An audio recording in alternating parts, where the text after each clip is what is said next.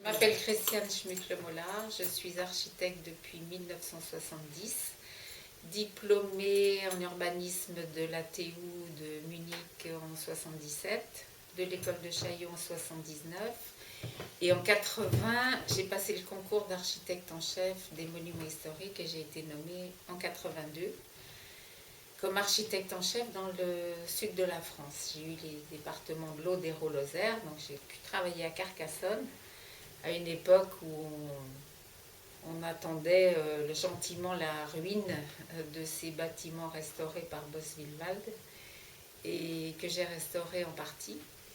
Et puis j'ai été nommée ensuite architecte en chef des monuments historiques de la Sarthe et de la Mayenne. À ce moment-là, j'ai cessé de donner des cours parce que j'étais enseignante aussi à Tolbiac pendant 5 ans.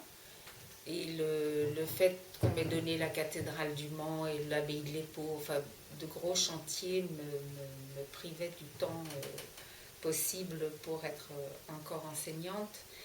Et ensuite, j'ai été nommée architecte en chef de la cathédrale de Strasbourg, mais le choix qui s'est porté sur moi, c'était surtout parce que j'avais fait j'avais créé au sein de l'ICOMOS, je m'étais fait connaître pour avoir créé au sein de l'ICOMOS 2 comités scientifiques internationaux. Le comité sur les structures, avec un groupe d'ingénieurs italiens, et le comité scientifique du XXe siècle. Donc là, et puis je parlais allemand, mes études à Munich ont fait que le maire de Strasbourg avait décidé que c'était moi qui serais l'architecte en chef de l'œuvre Notre-Dame, puisqu'il était question, grâce à Catherine Trottmann, de réunir sous une même tête la fonction d'architecte de l'œuvre Notre-Dame et d'architecte en chef de l'État. Jusque-là, les chantiers étaient divisés axe nord-sud, au nord l'État, au sud de l'œuvre Notre-Dame, et on n'employait ni les mêmes pierres ni les mêmes mortiers. Enfin, c'était tragique. J'ai failli dire comique, mais c'était un peu triste. Donc, j'ai pu vraiment là révolutionner la manière de travailler sur la cathédrale en imposant envers et contre tout l'obligation de mettre des doubles verrières sur les vitraux qui n'avaient pas été restaurés depuis la guerre, qui étaient dans un état lamentable, pire que dans toutes les églises de France, et puis restaurés en conservation, ce qui était une notion complètement nouvelle en Alsace, où on changeait chaque petite pierre malade, on mettait un bouchon, une pierre nouvelle, enfin c'était commencer à travailler sur la cathédrale en rapiéçant, ce qui était vraiment étonnant pour moi. Donc aujourd'hui, les méthodes que j'ai mises au point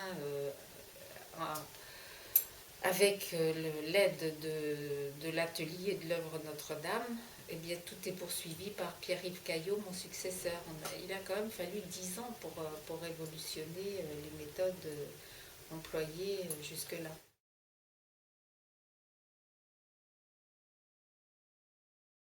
Oui, variété dans l'espace, dans le temps.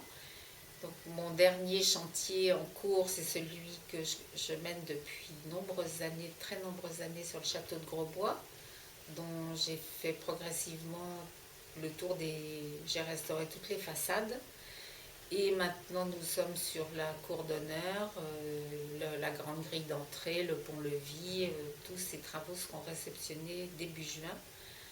Et ce sera la fin d'un cycle très important. Et puis j'ai restauré aussi les 2 hôtels particuliers de l'ambassade d'Égypte, qui étaient des gros dossiers. Donc les bureaux à l'angle de la rue Bizet et de l'avenue d'Iéna, et la résidence de l'ambassadeur sur la place des États-Unis à l'angle de l'avenue d'Iéna. Ça, c'était de magnifiques chantiers, puisque l'un était l'hôtel Trumet de Fontars, qui était récupéré d'une démolition en conservation d'un hôtel particulier qui se trouvait sur le boulevard Saint-Germain. Donc la percée du boulevard Saint-Germain avait eu pour conséquence la démolition de cet hôtel particulier qui a été reconstruit ici à l'angle de la rue Bizet. Et l'autre qui est un hôtel de l'architecte Sanson et qui est une vraie merveille de néo-Louis XV, néo-Louis XIV, absolument magnifique, avec des boiseries extraordinaires, des peintures, des dorures, et où j'ai pu m'amuser à refaire une salle à manger en or blanc avec des décors à l'égyptienne.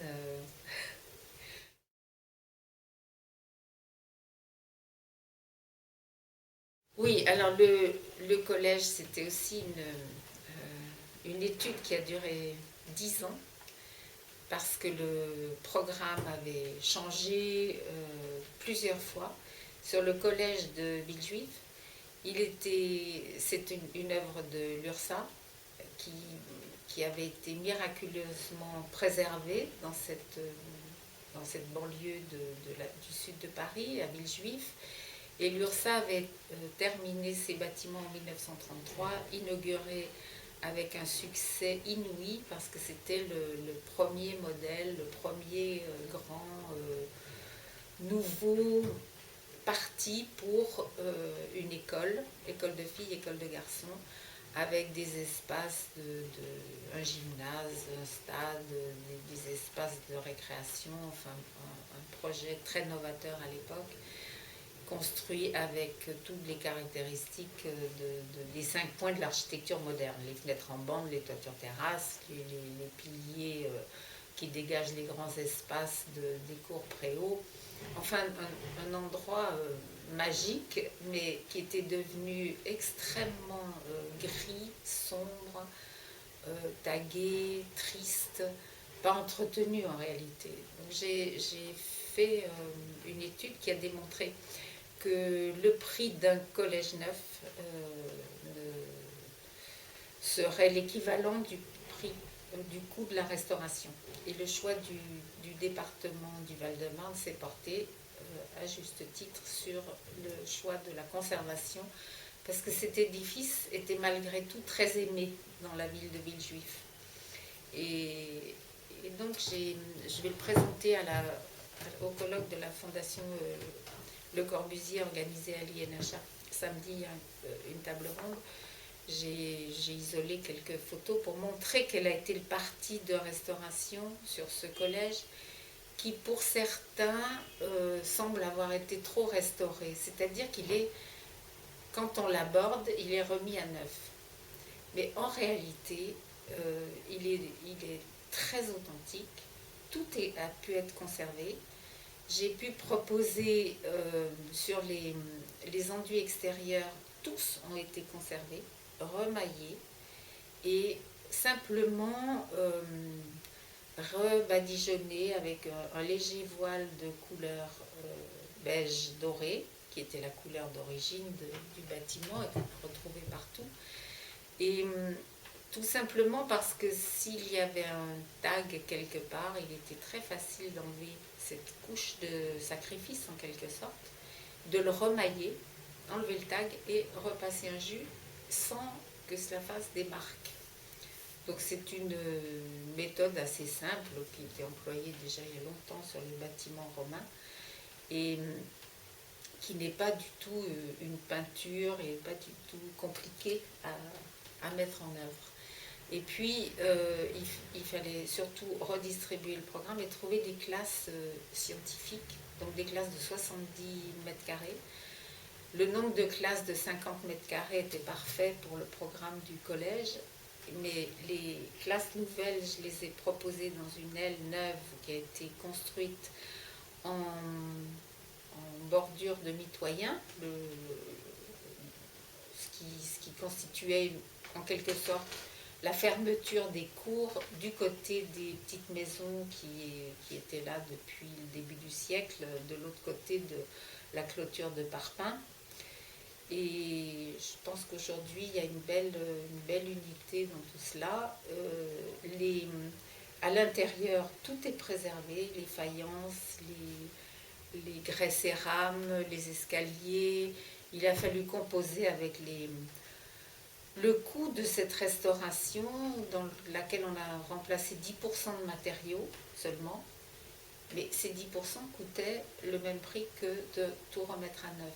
Donc le temps que l'économie du projet était préservée, le département suivait. Et voilà, on a pu trouver l'endroit où mettre un ascenseur handicapé, on a pu régler les questions avec les pompiers. Il a fallu beaucoup négocier parce que à l'intérieur, le long couloir qui distribue les classes longe des parois vitrées. Les classes sont vitrées, ce qui explique aussi leur luminosité exceptionnelle puisqu'elles ont des grandes fenêtres de part et d'autre. Et dans la réglementation, il aurait fallu avoir des parois pleines le long du couloir. Donc il y a eu des négociations, des compensations, il y avait tout ce qu'il fallait comme sortie de secours, comme installation, porte-coupe-feu, enfin tout ça s'est très bien passé pour ne pas abîmer l'édifice.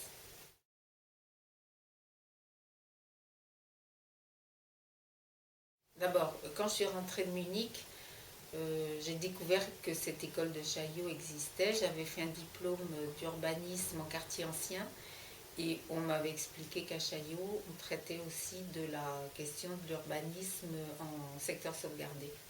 On apprenait ces choses-là et j'ai été avec Mester de Paradj.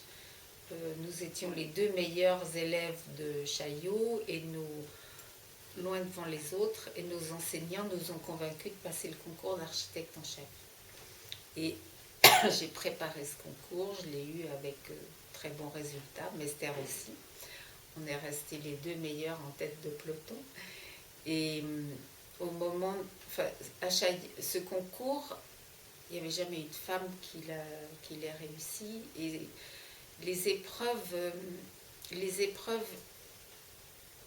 était répartie en 3 épreuves de loge de 12 heures. Il fallait produire des panneaux grands comme cette table et puis épreuve d'histoire de l'architecture en 6 heures. Il fallait rédiger des textes, ça je savais très bien faire. Et le jury, d'après Froidevaux, qui à l'époque présidait le jury, ne s'était pas rendu compte qu'il y avait une femme dans les rendus. Parce que pour Froidevaux, une femme s'exprimait peut-être, je ne sais pas comment. La manière de dessiner d'une femme devait se voir. J'ai appris ça par Jean-Claude Rochette plus tard, ça m'a beaucoup amusé.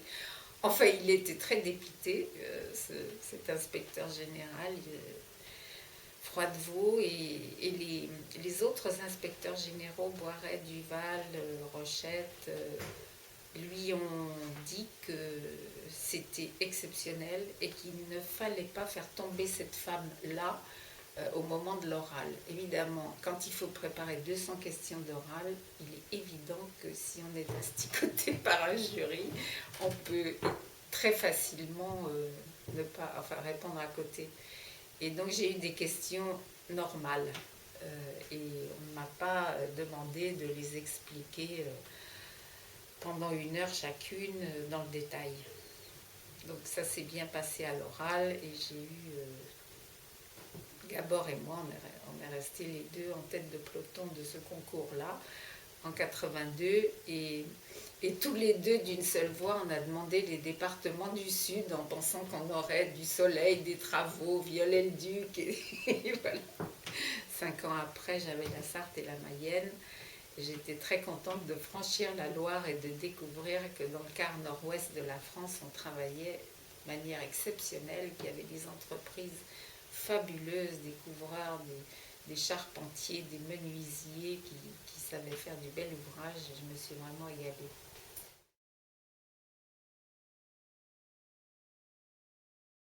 Les entreprises au début, surtout à Carcassonne, c'était un milieu très, à l'époque, ça a beaucoup changé aujourd'hui, c'était un milieu très machiste et j'ai eu droit un jour à un échafaudage à 22 mètres de haut dans le cœur de l'église de Carcassonne, la grande église de Carcassonne, et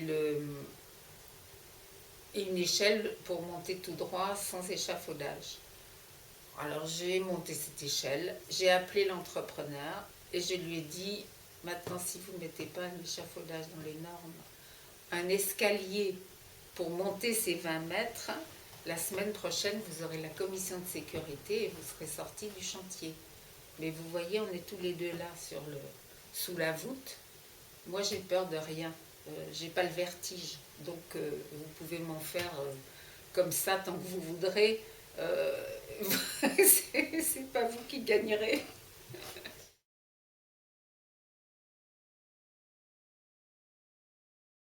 Ah non, mais ça c'était un gadget. Un jour, j'étais partie sur un.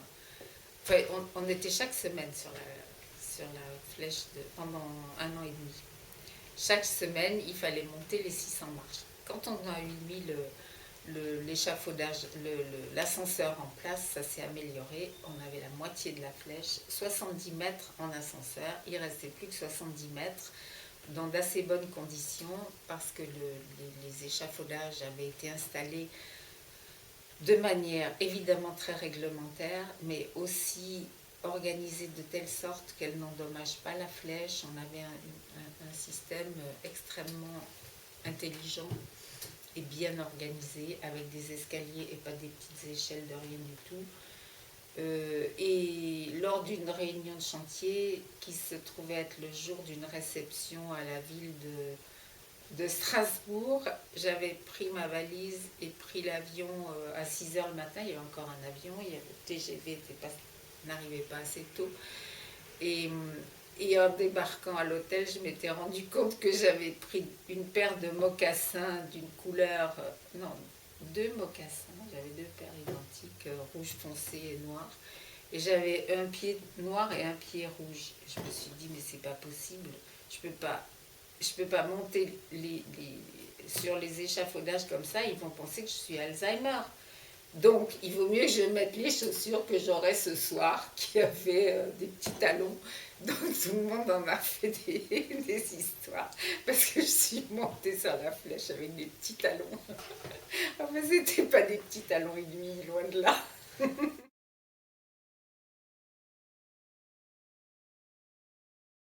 Le chantier de la flèche était difficile parce que l'après-midi, le vent se lève presque toujours. Et il y avait une alerte. Chaque fois que le vent se levait, il fallait vite descendre.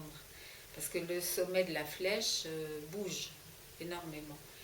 Et, et on était en train de réceptionner le sommet de la croix, donc à 142 mètres, quand le vent a commencé à se lever. Et je me suis reculée pour prendre une photo en me disant c'est la dernière fois. Et il paraît que j'ai failli tomber dans le vide et il y a quelqu'un qui m'a rattrapée. Enfin bon, je pense que je me serais accrochée aux échafaudages, c'était pas si périlleux quand même.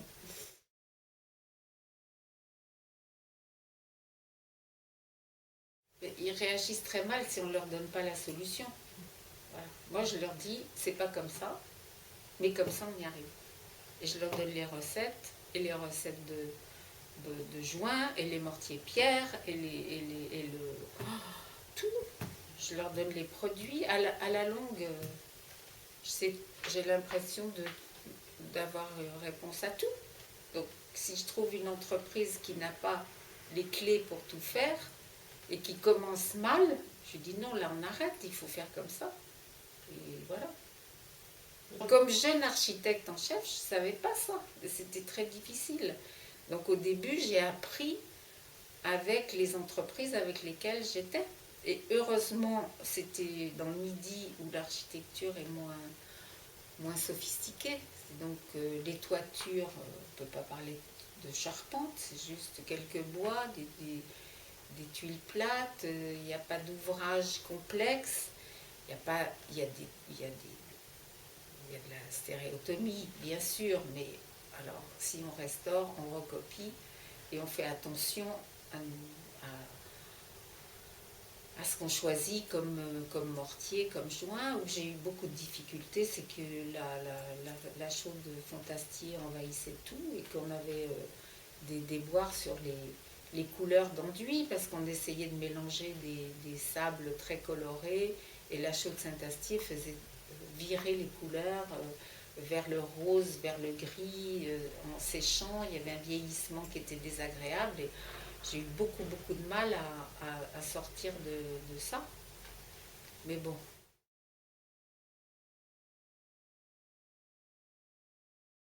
Le grand regret que j'ai, moi j'ai connu une vie un peu difficile où on avait des circonscriptions territoriales. Dans ces circonscriptions territoriales, on avait des chantiers importants, mais pas tellement. Et beaucoup, beaucoup de tout petits chantiers et l'obligation de rapports annuels, puisqu'il y avait des réunions annuelles dans les directions régionales des affaires culturelles, dans lesquelles on faisait l'état du patrimoine de chaque département. Donc il y avait un bilan qui était ce qu'il était, il n'était pas parfait, mais au moins on évoquait les questions sensibles et comme il n'y avait pas beaucoup de moyens financiers, on disait non, il faut mettre l'argent là, il y a une urgence, ça peut attendre encore un an, ça peut attendre encore 2 ans. Donc on aidait à la programmation.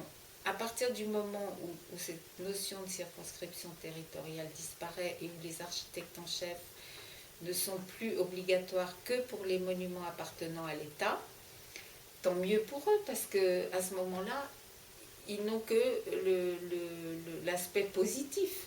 L'État réalise un minimum de travaux sur ses propres bâtiments. Donc ils ont des chantiers sans être obligés de faire des tours de départements lointains sur des petites routes qui leur imposent de passer la moitié de leur temps à faire justement ce qu'on faisait, qui était l'état du patrimoine.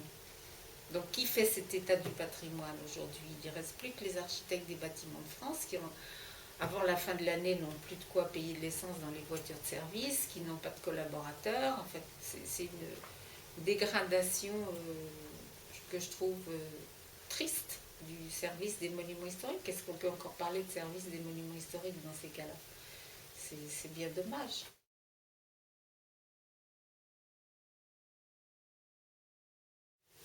Je suis pas sûre que ça soit une bonne idée parce que moi je me suis quand même sacrifiée. Je savais que je pouvais pas avoir plus d'un enfant. J'ai eu ma fille et je me suis rendu compte que c'était pas un métier pour élever des enfants parce qu'il faut une présence. Heureusement mon mari s'est beaucoup occupé d'elle, mais comme je me suis pas beaucoup occupée de mon mari, on a fini par divorcer et je me suis retrouvée toute seule avec mes monuments historiques, ce qui ne me tracassait pas outre mesure, étant donné mon caractère, mais c'est pas franchement une vie facile. Il y a eu des périodes dans ma vie où je faisais 40 000 km par an sur les routes, partir très tôt, je me levais à 4 heures le matin, je rentrais tard le soir pour ne pas rester 2 ou 3 jours dans les départements. C'est très fatigant.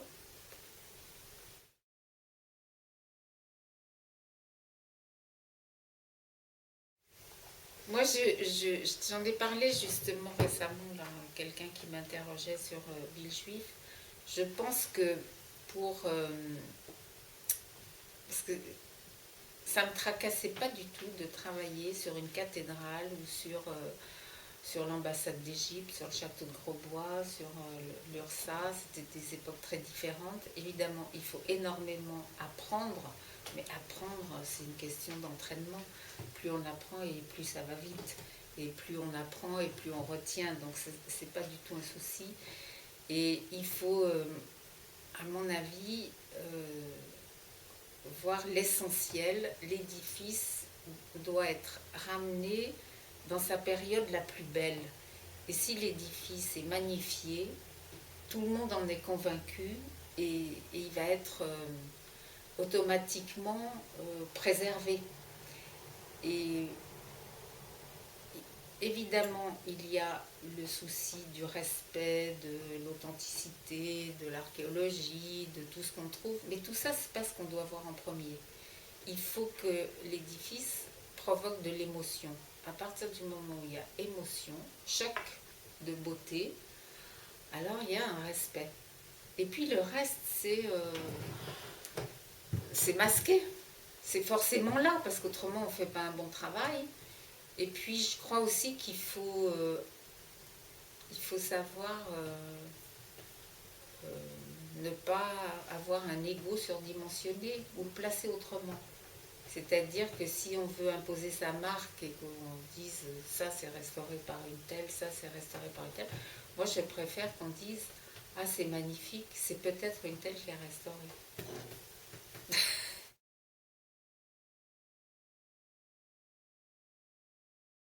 Bien sûr, parce que c'est le moyen d'encourager toutes les femmes à présenter leurs travaux, parce que les femmes sont d'une manière générale trop discrètes. Elles n'ont pas besoin de se mettre en avant, enfin je crois la plupart, n'éprouvent pas le besoin de se mettre en avant comme les hommes. Elles n'ont rien à prouver, elles font leur travail et puis une fois que le travail est réussi, elles sont contentes. Donc elles ne se sentent pas poussées ni à publier ni à faire connaître. Et ça, c'est peut-être dans le monde qu'on vit aujourd'hui. Aujourd'hui, ça devient un reproche qu'on peut leur faire. Avant, c'était pas un reproche, mais maintenant, il faut les obliger.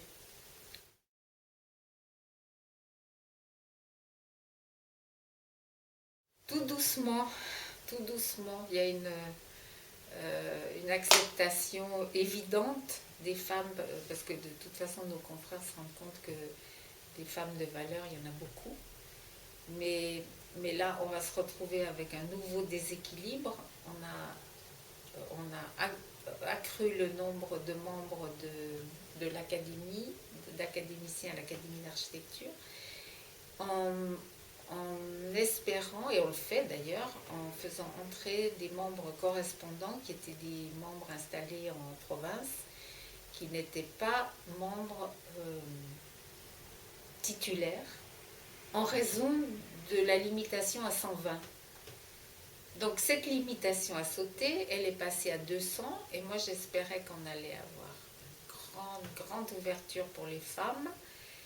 Mais on avait une quarantaine de confrères de grande qualité en province qu'on a fait rentrer en priorité parce qu'eux étaient déjà des membres correspondants et qu'on les connaissait. Et c'est comme ça que vont rentrer, par exemple, cette semaine, mes confrères Jeannot et Mester de Paratch, qui n'étaient pas rentrés jusque-là à cause du numerus clausus. On attendait chaque fois qu'un décès, un membre supplémentaire, c'est pas simple. Donc on a de nouveau beaucoup plus d'hommes que de femmes, parce que dans cette charrette des 40 confrères qui arrivent, il n'y a pas de femmes. Il va falloir vraiment travailler. Mais j'ai proposé des concerts et on va les proposer à l'Assemblée générale jeudi. Et j'espère que 4 nouvelles vont arriver. Si on travaille bien, on en aura 4 à 8 chaque année. Ça sera pas mal.